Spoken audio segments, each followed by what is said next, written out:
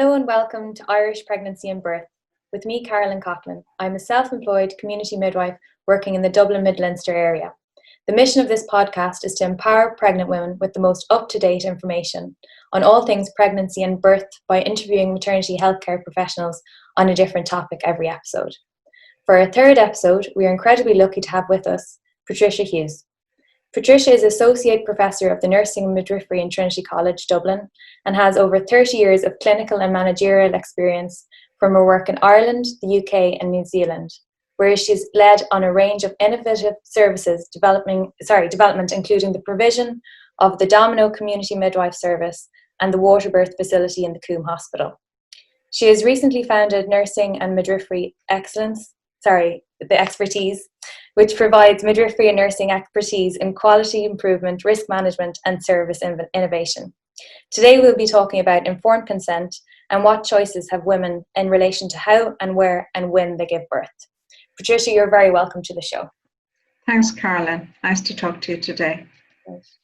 Well, I'd really like to talk to you today about informed consent and how important it is for women when accessing the maternity services. Before we get into the details, can you give our listeners a brief definition of informed consent and how it relates to pregnancy and birth? Well, I suppose for me, informed consent is giving your consent freely, having sufficient information on which to make your decision, having the ability to understand that information and the context in which it's given, and that consent would be freely given and on the basis that it can be withdrawn or retracted at a given point in time. So I think each of those parameters would be important in terms of informed consent. Okay. It's ethical, it's good practice. Yeah, great. So obviously women should be able to trust the maternity service providers that they're doing the right thing. But there are many times when women might want to resist the pressure of hospitals. Can you give examples of what women might this be appropriate? When it might be appropriate to resist the pressures of hospitals? Well, I suppose hospitals are very busy places with lots of people, and there isn't always time for the service user to form a trusting relationship with the staff member or the healthcare provider in advance. And this can be challenging, I think, for service users and receivers of a service, and also for the healthcare professional. So there's certainly for the healthcare professional, you have to aim to ensure that your systems are based on evidence and that they are communicated clearly as much as possible in advance to any potential service users. However, I think if I bring it to the context of pregnancy and maternity care, we're probably fortunate in many ways in that you have usually about 6 to 7 or 8 months to form that trusting relationship with your caregivers. It's different, we'll say, to a person who's never been in hospital before and presents with stroke-like symptoms. That's a different context. Mm-hmm. But in general, many or most women are articulate or speak the language or have a good means of communication and can engage over time with their health service providers. They can also find out a lot of information about the service in advance. But it is a responsibility on the healthcare professionals to make sure that information is out there in a format that's comprehensible by people who have maybe language needs, literacy needs, who may be deaf or who may be blind, and also for people, minors or people under the ages of 16 in particular, where there might be other consent issues that are tied up with the legal framework. So in terms of what can be resisted, unfortunately, in our health services, not just in Ireland, but all over the world, we've lots of protocols, and they are supposed to be evidence-based, but sometimes in the speed of offering and trying to provide a health service that might be understaffed, that might be underfunded to some extent, we can often offer services as a blanket protocol. And that doesn't suit everybody, and it may not be right for everybody. And I suppose I'm thinking really of interventions like continuous CTG monitoring, which is widely accepted and widely used as almost a blanket practice. But there is no evidence to support same. And we're often not good at communicating that to women in advance, because it's easier for us to monitor everybody all of the time, or so we seem to think in our health services. And sometimes when women find out that it isn't actually evidence-based, and it may mean there's some limitations on their mobility during labour, and that can in fact hamper the normal physiological process of labour, then women might ask about it and may also wish to decline that. And if we haven't conveyed that information in that format and in that context in advance, a woman declining a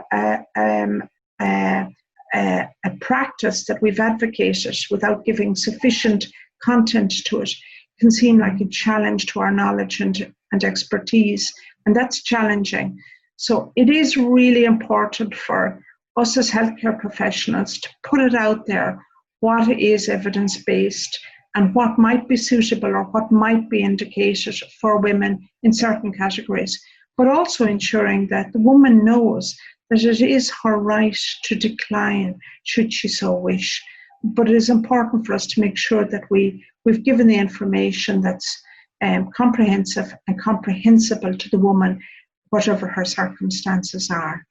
And I'm not saying that it is easy. It is challenging in our health services. But I think there's a lot that can be done in advance that can make this a lot easier for women and their families, and a lot easier for the healthcare professionals with a little bit of effort. Absolutely. Yeah. And we'll be talking later in the show to Declan Devan in another episode about CTGs and about CTGs. But that's very interesting that you brought all that up. So when booking women for home birth, I always ask about their previous birth stories. Generally, I hear of interventions given without informed consent. What do you think might be the explanation for this? And I suppose you've mentioned that briefly with regards to hospitals being quite a busy place, and perhaps not having the time maybe to take to fully inform the women about a particular intervention. Is there anything else to add to that? Yeah, Caroline, I feel strongly about this, and having spent over 30 years in health services and public health services, and obviously with some private and semi-private components as well, it is a huge problem whereby we do not provide sufficient continuity of care, and I think we make our jobs a lot more difficult as a result. So, for instance, and I have observed this in my posts, but in some of the larger hospitals and even in some of the smaller ones, if you take it that a woman books to her antenatal clinic at about 12 weeks pregnant, let's say 12, might be later, might be a lot earlier as well, she can often see between her 6 to 8 antenatal visits, her 6 to 12 hour labour, and her 2 to 5 day postnatal visit, anything up to around 36 midwives. And there are many midwives she'll never see more than once. And I think that this is a significant problem in our health service in Ireland. I have seen a better application of the continuity of care in the UK model and in the New Zealand model where I've worked previously. It's not perfect in either country, and each country has its own challenges. But the continuity of care model, they get right more of the time. I'm not saying they see the same midwife all of throughout the whole episode of care. They don't, and maybe that's not appropriate either. There's a benefit in seeing, different people, but not a huge amount. And certainly, it's very difficult to convey your story to 36 people. And that's kind of an average. It might be a little bit less than that. But remember, if the woman has any complications, either during her antenatal labour or postnatal period, it could actually be a lot more. She could also see an awful lot more healthcare professionals in terms of doctors as well. And we don't get the continuity very well either when I look at the medical staff.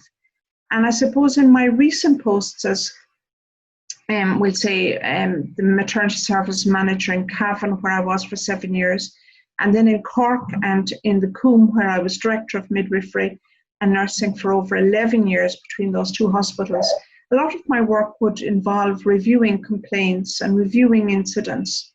And I was always struck by how many different names were in the sets of notes.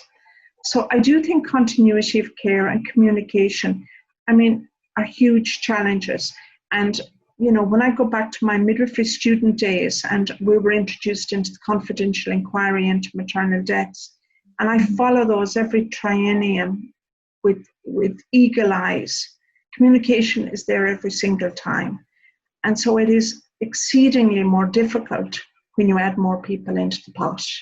And so if a woman has a set of, requests, it's not really possible for her to convey that 36 different times or however many.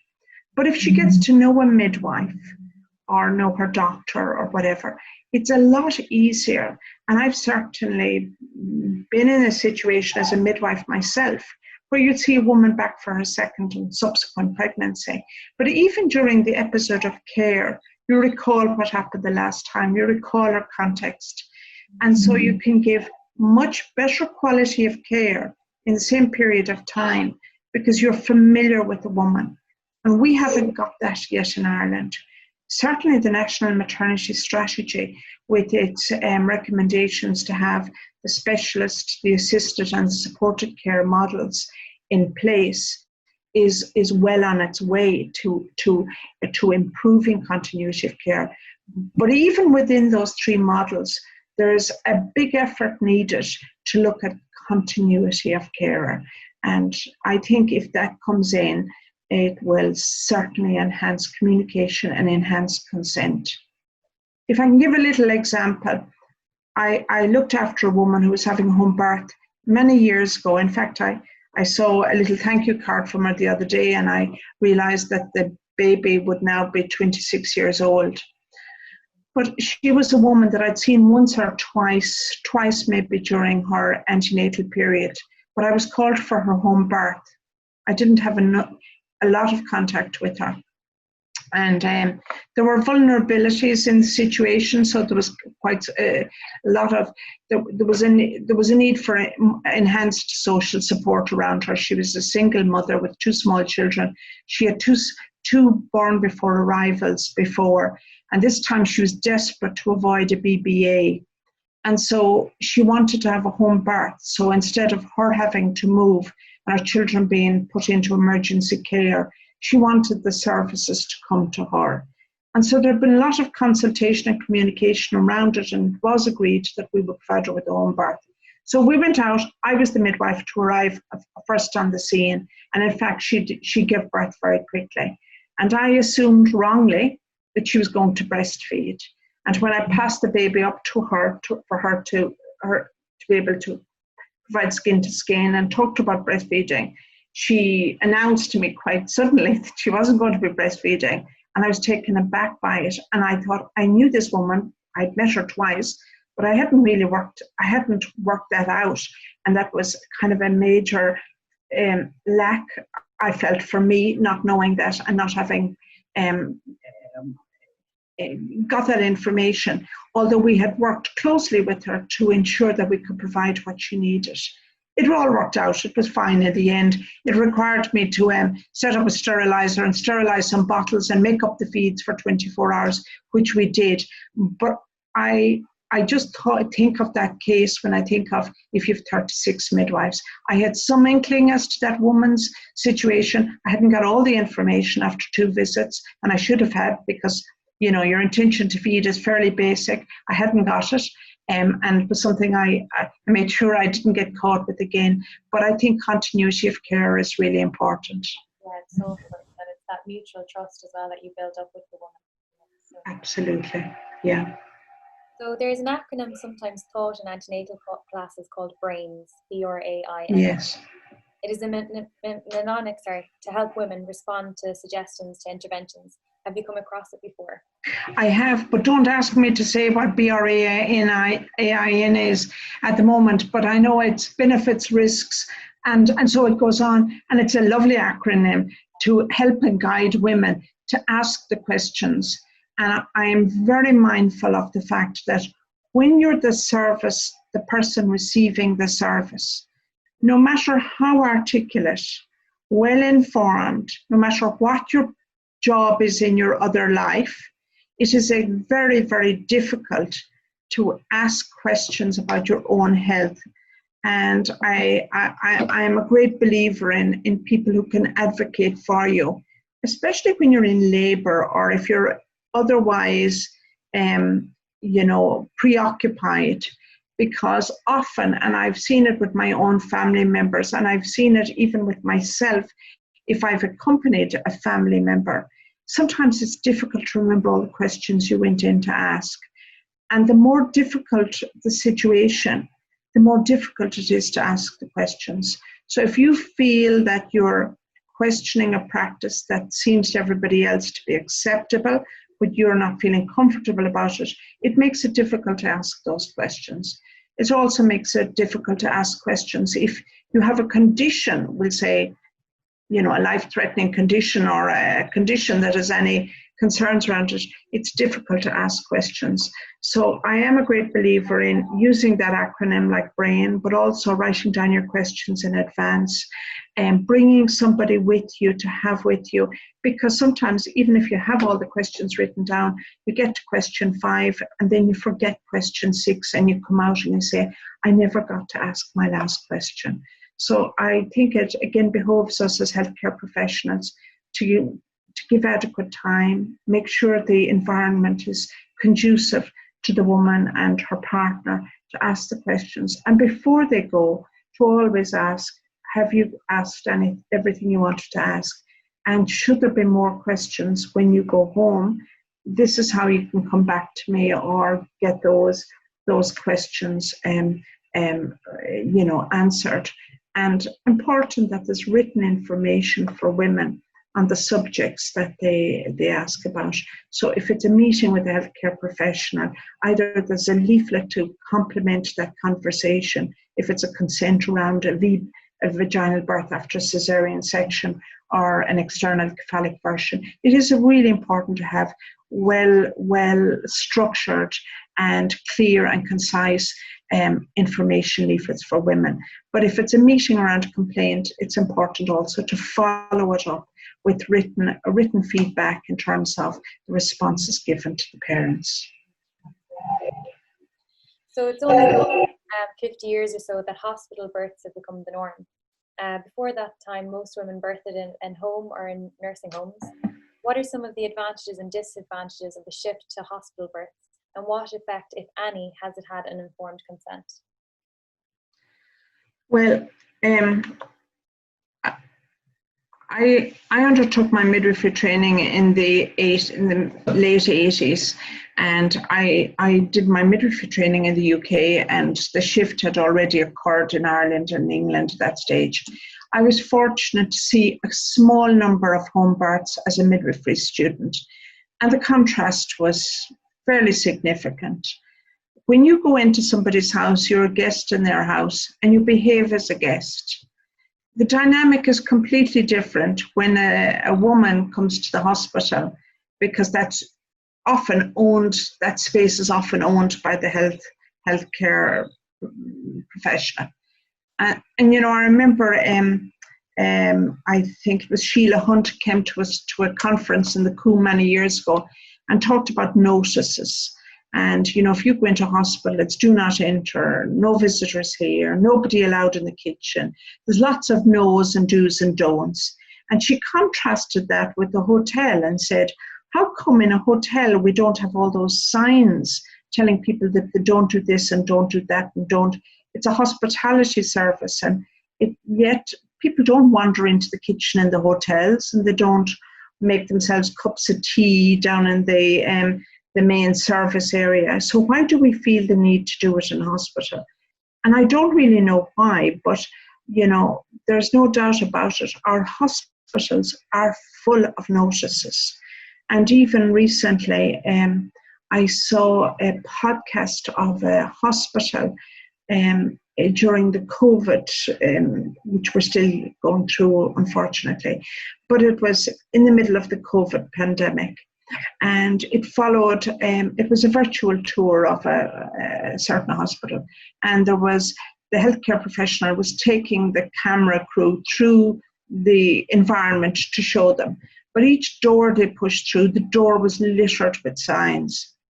And I know myself, but I don't read those signs. Sometimes it's impossible to see what they're there. And it might be about, press the green buzzer on the right to get entry. But, you don't see those. So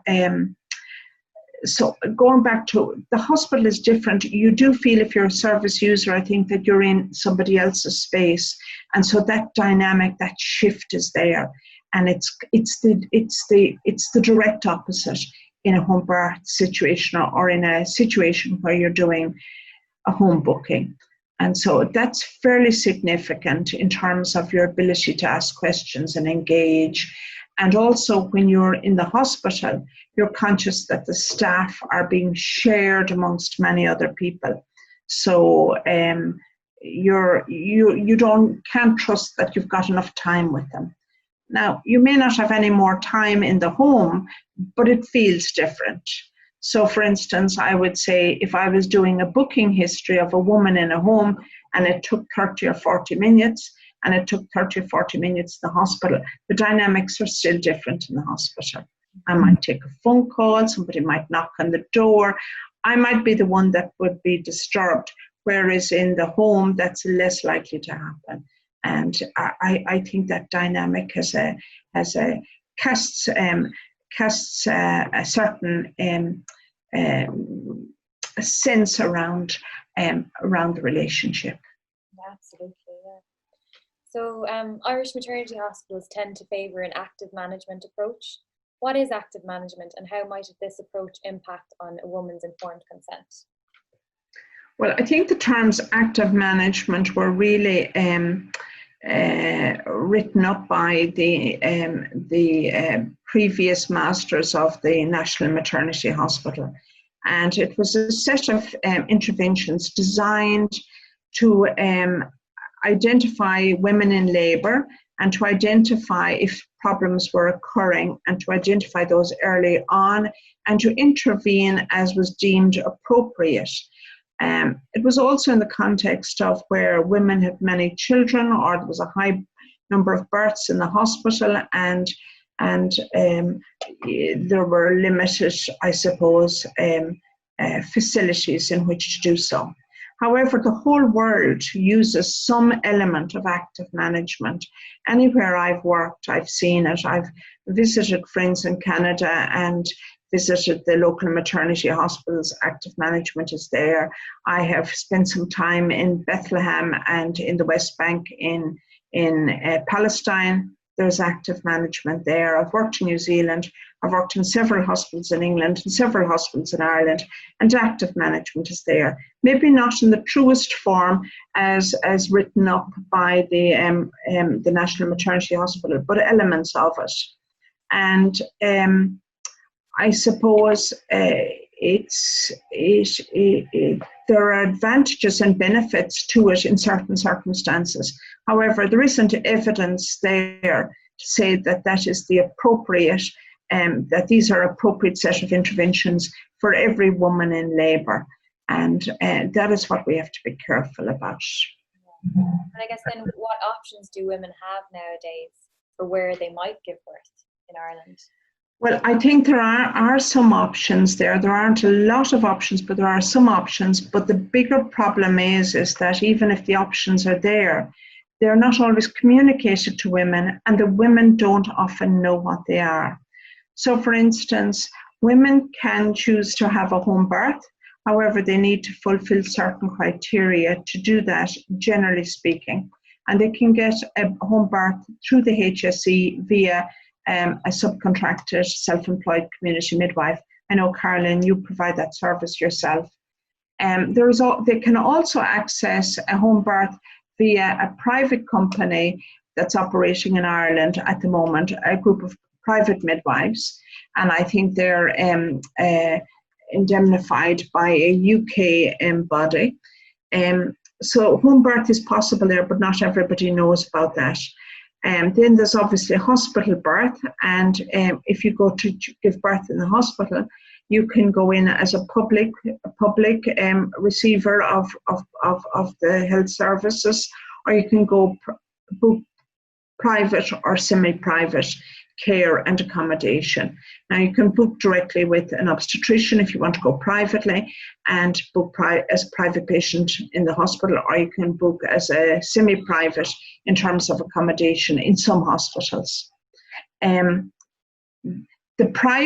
insurance status seems to be more widely advertised in Ireland than the options for care in terms of home birth, hospital or midwifery-led unit. We have 2 midwifery-led units in Ireland, and they're based in Cavan and in Drogheda. They opened in 2004, so they're 16 years of age at the moment. One unit is used very widely and one unit is used less widely, and there will be apparently some local preferences for one or the other. But those are evidence-based facilities, and they have proven themselves time and time again, and it would be good for them to be more widely used than they are. The National Maternity Strategy espouses setting up many more of those alongside midwifery-led units. And even though the National Maternity Strategy is now in its 5th of its 10-year strategy, none of them yet have been set up, and none of them yet are in at the planning stage. And that's disappointing. However, there are 2 there, and I would encourage that women who are in those vicinities would look at them. It's not for everybody, and women's choice is paramount in this. So obviously they have to meet certain eligibility criteria, but even if you meet certain eligibility criteria, a woman may choose one mode of care over the other for her own reasons, and that's absolutely to be respected.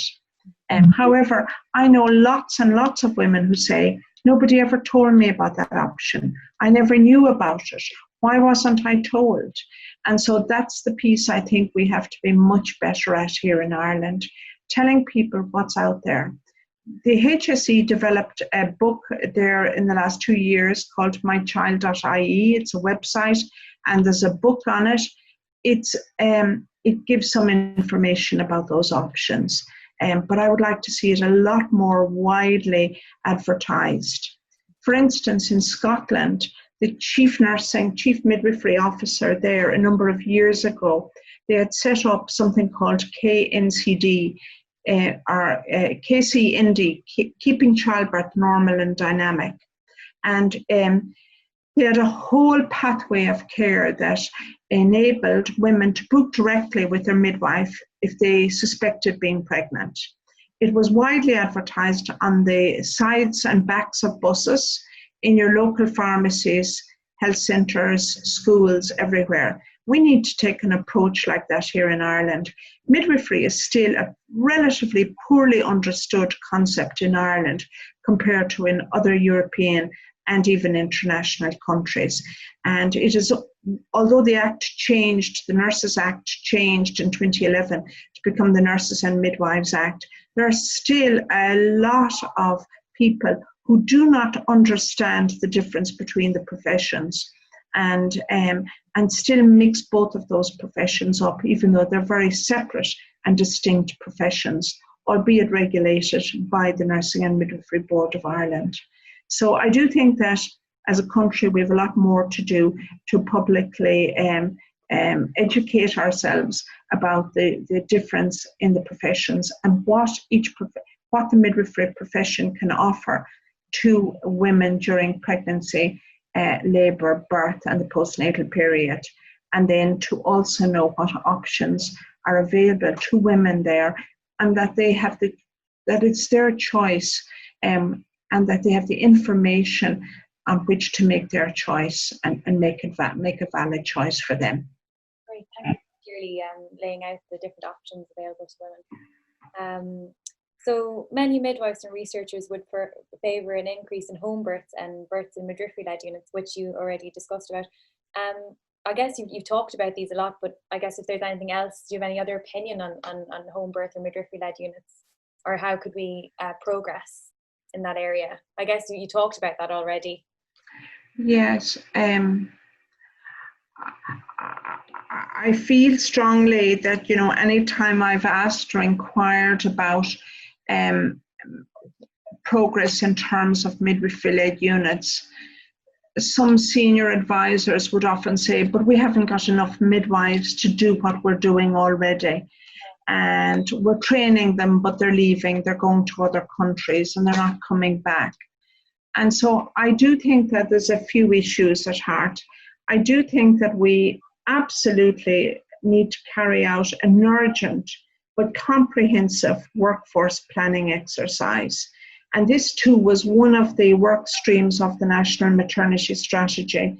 And I understand that it was due to have been completed maybe by 2018, 2019. And to date, that hasn't yet been undertaken. And so that does need to be undertaken, because we've got to project how many midwives we need and to be able to staff those areas. I think if we get continuity of care right, we'll start improving communication and we'll start improving choices, access to choice, and we'll be ensuring that women have more information on which to make the choices. I think that if midwives are leaving, yes, they do leave, and they leave because they say they want to practice midwifery the way they understood midwifery was provided. And so often, candidates come into midwifery having read up a lot about it, knowing a little bit about it, have seen or heard how it operates, and then being disappointed or confused around the role that they have been allowed to follow in Ireland, and that it hasn't provided them with the scope to practice as they thought that a midwife would or should be able. And so they feel quite constrained, and so they want to experience working as a midwife in a country which understands and enables the fulfillment of the role. And so I think we have to get that right. But I do understand, and I've been in the situation many times where, it has felt, and it is more than a feeling, it has been short-staffed. And so when you're that short-staffed, it's difficult to say, right, let's sort out continuity of care. All of these work streams need to somehow happen in concert with each other. So we do need to be looking at a continuity of care. We do need to be looking at choice and communication. We need to be looking at workforce planning and numbers, and working to see how we can retain our midwives in Ireland, being able to work in these various pathways of care and being able to provide choice and continuity to women. So women arrive in hospitals with a plan and a vision on how they would like to give birth. Very often this plan is quickly abandoned. Sometimes this is because circumstances require a different approach, but often it is because women get caught up in the hospital system, which doesn't tend to have much time for a woman's birth plan. With very little continuity of care and the caseload most hospitals are dealing with, this is understandable. But it does leave a massive problem in relation to informed consent, in relation to the way a woman births in a hospital setting. What recommendations, if any, would you have to a woman who has a definite vision of how they want to birth and how they might have their plan taken more seriously in a hospital setting? I've come across a number of situations, one whereby I've met with a woman who was distraught because her birth plan, which was entirely reasonable, was discounted by, healthcare professionals on the first approach, or she was told to tone it down or to modify it somewhat because certain people wouldn't necessarily be happy with it. And this is so wrong. This shouldn't be happening in our health service. I've also seen cases whereby women have come in with birth plans whereby the staff have really walked over hot coals to make sure that her options and her choices and her decisions were met. Really went to great lengths to do so. And so I do think it's possible, and it is happening, and it has happened. But equally, the other way is happening and has happened. And that's not good for anybody. It's not good for the woman. It's not good for her relationship with her healthcare providers. It's not good for the hospital and its relationship with women and their families. And whereby a woman isn't heard and seriously, her request seriously taken on board and worked through in a respectful and a mutually trustful environment, it usually ends up with discontent on both parties and distrust at the very least. And very often a woman is traumatized afterwards and finds it very difficult to reconcile with why she's been handled or treated in this way. And that shouldn't be happening. Really, it shouldn't. I've heard things like, well, the midwives aren't happy or the doctors aren't happy. It's not up to us to be happy. It is up to us to ensure that the woman is happy with her choices and her decisions. And to do that, we must give her the information in a non-judgmental way and provide her with all of the information, and to be respectful and trustworthy with her and to assist her in whatever way we can. I understand when people are short-staffed, sometimes the priority seems to be something else and things can get overlooked.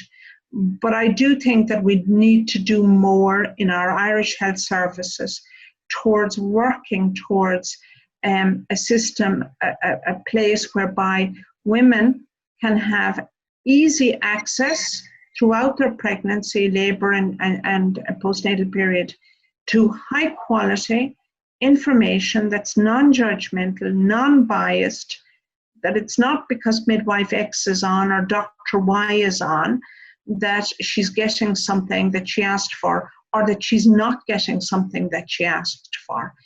There should be a standard of care to which we're all working hard to achieve. And I do think that we have some work to do in that. In terms of women, what can they do? I would suggest that if women have, where they feel they want to, I suggest that women should seek the information around certain choices and decisions that they want to make, when they can in pregnancy, as early as they can, to also ask their director of midwifery in writing if they can be provided with continuity of care. I do think that women have a lot more power than they think they have, but often we don't tell them that. And so it should be taken as granted that women will have continuity of care, but I'm afraid in Irish health services, we're not achieving that. Not even during labour are we achieving necessarily one-to-one care. Often you can see many midwives during your labour. Even if your labour is a relatively 68-hour labour, lots of women are seeing more than 2 or 4 midwives. So I do think that women can and should ask for continuity of care. They should ask for whatever birth plan that they wish to draft up.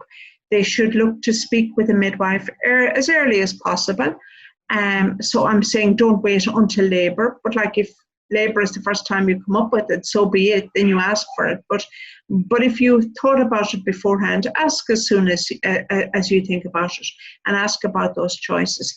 Use the acronym like BRAIN to ask about interventions that are recommended, and to have an advocate with you, and to ensure that your advocate also is enabled to ask the questions that if you're in the throes of labour, that they're empowered to ask.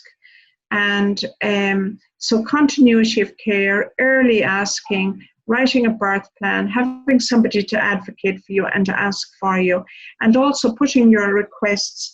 Often people will ask about it during labour. If somebody asks you to modify your birth plan or change wording, please look for more information. Look to speak to somebody more senior, because that in itself is not a wise move.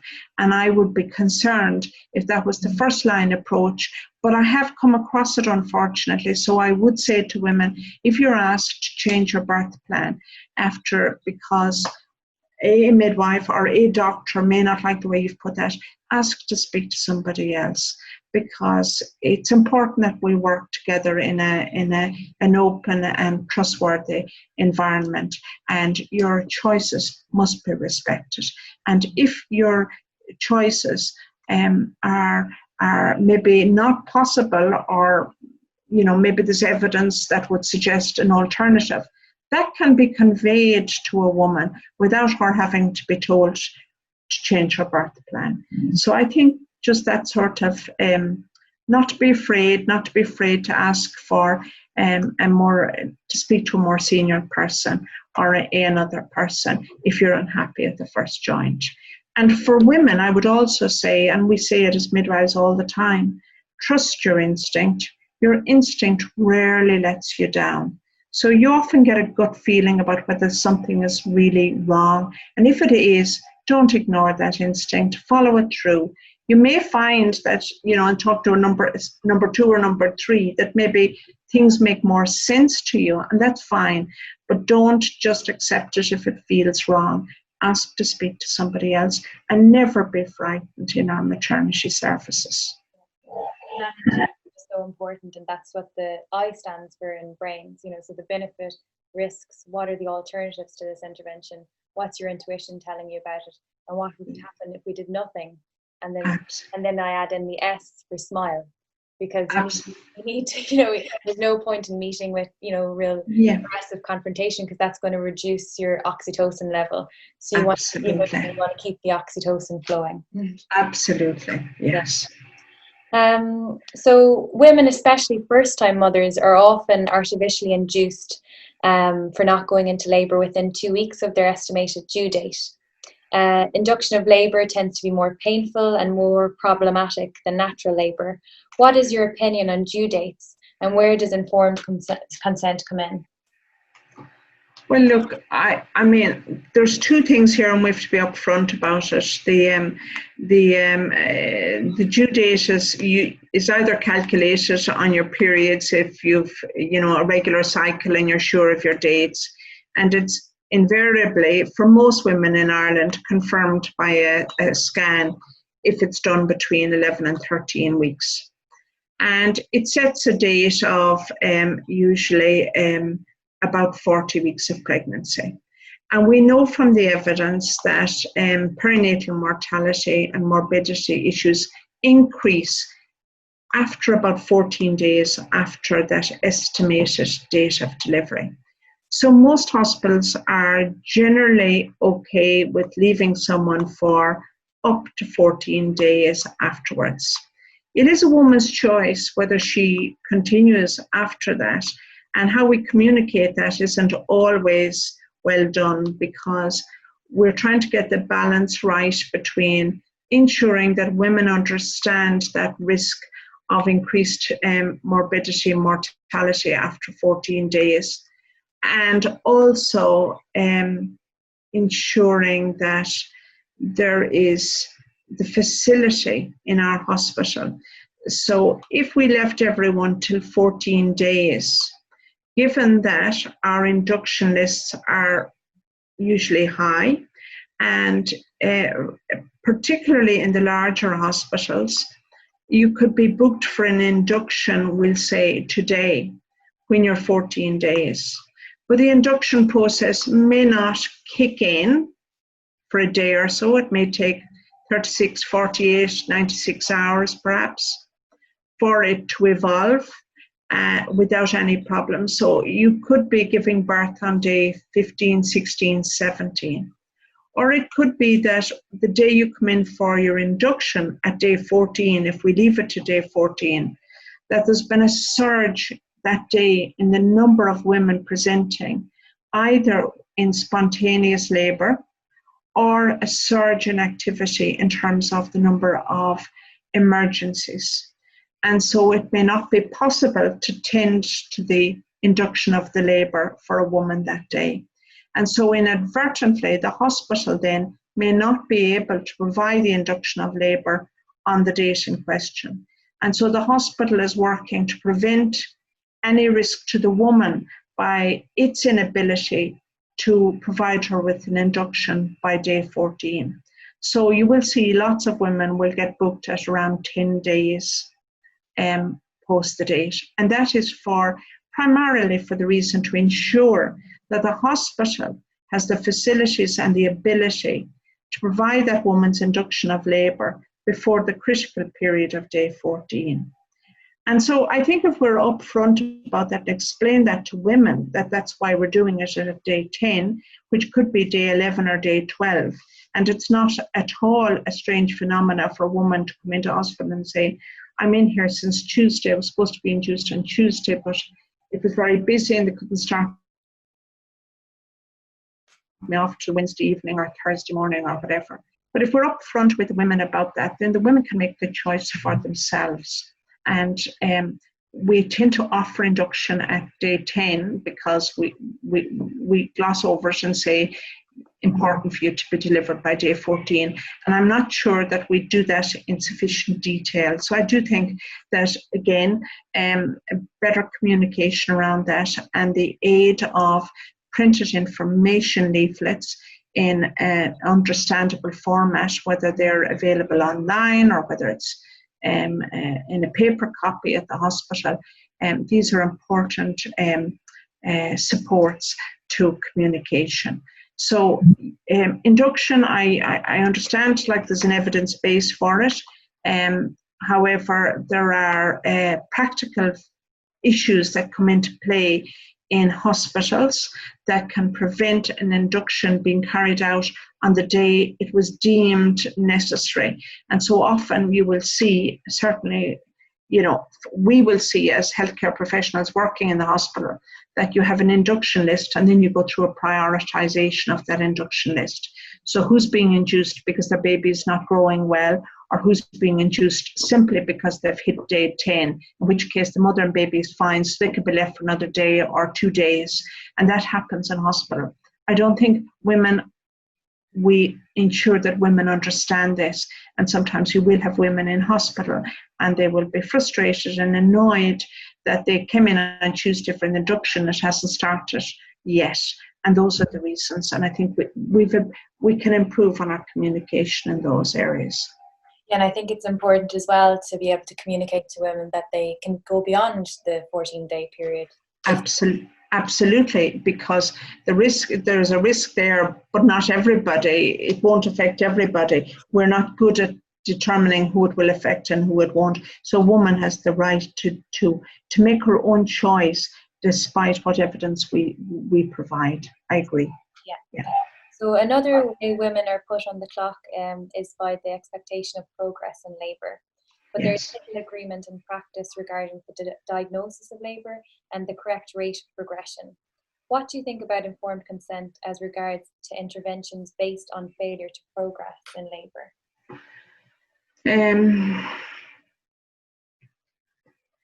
Again, there's a mixed bag of stuff here. There are some cases whereby women progress at a faster rate and some of cases where women progress at a slower rate. And there are some women where there is a reason why the labour is not progressing. And those are the ones that we really want to be concerned about. We want to know why is their labour not progressing, and is there some obstacle to that? And we go back to what we learned as student midwives, the 3 Ps. Is it a problem with the passengers, the passage, or the powers? So is the baby too big for the pelvis? Is the pelvis an odd shape, or has it been contracted due to injury?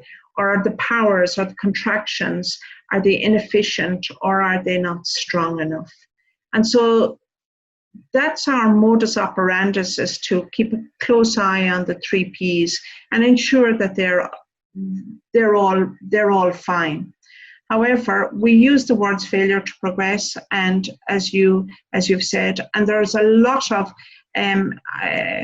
attention recently in terms of the language we use in women's health, and it's not always useful or helpful language, and failure to progress falls into that category. And I think that we don't always identify in time the women who have problems with either of the 3 Ps, and in other cases we provide interventions for so-called failure to progress without necessarily having very good evidence of it. And so you've come up there with the frequency of vaginal examinations and the diagnosis of labour. And we all know that the diagnosis of labour is kind of is hotly debated, and it can be viewed as subjective by some people. It used to be considered, well, if you're 3 centimetres dilated and your cervix was effacing and you're getting regular contractions, we're in labour. But if your cervix was 2 centimetres dilated and it was effacing and you're having regular contractions, you were not in labour. Why not? Or others thought that you had to be 4 or 5 centimetres or whatever. And the centimetres isn't an exact science, it's a subjective assessment carried out by many different practitioners in the dark, because you're doing an internal examination. And we all have our own inter-operator reliability issues and so on. The frequency of vaginal examinations is also a tricky one, and some people think that more vaginal examinations leads to better assessment, and that isn't always the case. And in my view, we do too many vaginal examinations in too many cases. And often, again, I go back to continuity of care. I have seen huge numbers of vaginal examinations being carried out by a wide variety of personnel. I mean, there'll be midwives or obstetricians, or they might be all midwives. But what I mean by that is that, you know, more than 2 different people could be doing your vaginal examinations. So if you don't have continuity of care and you see 4 midwives during your labour, and each one of the 4 does a vaginal examination, then you'd have to question how they really are monitoring progress in all elements. I also feel that with the advent of more continuous monitoring, there seems to be less emphasis on external signs of labour. And one of the things that I look at is how frequently midwives carry out abdominal palpations and assessment of descent of the presenting part. And this isn't always done by midwives. And I think that clues to our signs and symptoms of progress in labour are missed by not doing this examination. And people often go straight for an internal examination, a vaginal examination, to provide all the answers. And they've excluded many of the answers by not carrying out an abdominal palpation, by not observing the woman's ability to cope with her labour or her vital signs. And so I think these are, observation of the woman is key, and the external signs and symptoms are key. And there's a little too much emphasis in some cases on internal examinations with limited information and too frequent vaginal examinations. We do know that there's a risk of infection every time we do an internal examination, and although we try to keep this to be an aseptic procedure and, you know, a clean procedure, nevertheless the movement of one's hand or fingers entering the vaginal canal is moving, movement of organisms from perhaps the exterior to the interior. And especially if a woman has ruptured membranes, we have to be conscious of the environment we provide for the woman. And I do think that a lot more external observation of the woman, assessment of her progress of labour from her vital signs, her ability to cope with labour, and her abdominal palpation are the main indicators of progress of labour. And vaginal examination is almost like a validation of that, but on its own, I don't think it gives us the picture of labour. And we often then say women have failed to progress in labour. And when they're not failing to progress at all, they're actually progressing okay. And certainly when we were setting up the midwifery-led units in the Northeast, and we looked for the evidence for the frequency of vaginal examination, I think the old adage that, once you're in labour, you're expected to, your cervix to dilate at about 1 centimetre an hour. For the midwifery-led units, we found the evidence was that 0.5 centimetre an hour was considered progress. So that's what the minimum progress in labour was set at for the women attending the midwifery-led units in normal labour, where there are no complications with the mother or the baby. And that's still the case to this day. And as we know, the midwifery-led units have proved their safety. So we have to ask, why are we still sticking to 1 centimetre per hour for every woman in every type of labour in our hospitals and our bigger labour and birth centres? And I guess it's how often the vaginal examinations are offered as well. Exactly. And that's where I come into the too frequent. Again, in the midwifery-led unit, we found that the evidence supported roughly about every 4 hours. However, in most of our hospitals and centres, these examinations are often carried out as a routine every 2 hours. But actually, if you look at notes like I've looked at them, women are having even more examinations than that. And I would have to question that. So a woman in a 10-hour, 15-hour labour could have 10 or 12 examinations.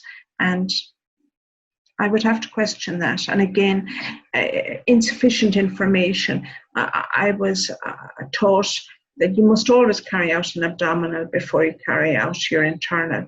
And that was the standard we set for when we were designing the maternity and neonatal clinical management system. So for that electronic computer record that's in vogue, that's in place in several hospitals now. I think it's in Cork, the Holles Street, the Rotunda, Kerry. The requirement is that you do your abdominal examination before you do your internal.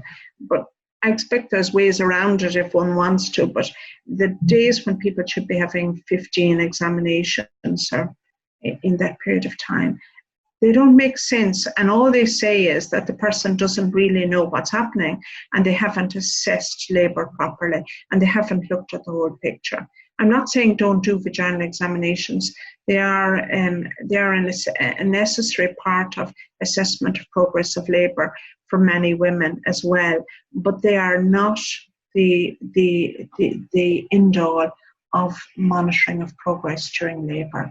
And I think we do need to look at the 3 Ps much more carefully. Okay, so in 2016 you founded Midwifery and Nursing Expertise. Can you tell me more about it and what led you to set it up? Well, I'm a long time working in the health services, and I was primarily looking for a different way to work within maternity services in Ireland. And after being director of midwifery in one of the largest maternity hospitals in Europe, you ask where next. And the options that were open to somebody in my situation where that you would leave maternity services if you wanted to go up the ladder any further. So there wasn't really anything that appealed to me. However, I wasn't yet retirement age, and I'm quite a bit away from it yet. So I looked to see what I could do in a different way. And there were a couple of options that were open to me, but I looked instead at self-employment and looked at that in terms of maintaining a work-life balance for myself at this stage in my career. And I also wanted to remain firmly rooted within the provision of maternity services in Ireland. So the business I founded, as you say, I founded to remain working in the services, to provide the skills and knowledge that I had gained over my 30 plus years in the health service, and to provide something back, and also to have a job that was fulfilling to me at this stage in my life. So the work I do primarily is I do a lot of risk reviews. I do a lot of reports into adverse incidents.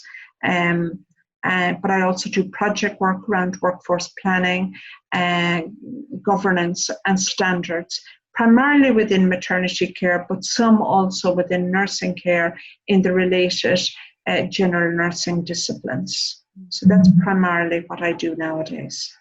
Fantastic. Thank you so much, Patricia. Thank you, Caroline. So grateful for having you on the show today. If there's anything else you'd like to add before I close? No, I suppose I'm an active member of the Midwives Association of Ireland. This was a professional association set up a number of years ago to provide a venue and a place for midwives to express the professional voice of midwifery. We're all members of our various unions that provide our HR and IR voice, but we wanted to be able to provide a professional voice, a go-to association whereby others could contact us for advice and information. And we produce position statements on various aspects of maternity care. So I'm an active member and elected chairperson at the moment of that association, although I am planning to hand over that role before the end of the year, please God. Fantastic. Thank you very much. So it's been a really valuable chat, and for any women who are curious about their options in regards to where and how they might birth, for someone with many years of high-level experience in the field. The whole purpose of this podcast is to empower pregnant women with the most up-to-date information on all things pregnancy and birth, and there's nothing more empowering than becoming informed about your options. So I'm very grateful for you explaining some of these options around informed consent so clearly today. I've been your host and midwife, Carolyn Coughlin. I hope you enjoyed the show. We'll be back soon with interviews with Michelle O'Daunt, Jack Newman in the upcoming episode. So don't forget to subscribe now. You can contact the show at dublinhomebirth@gmail.com or dublinhomebirth.com. Thank you. Thank you, Carolyn.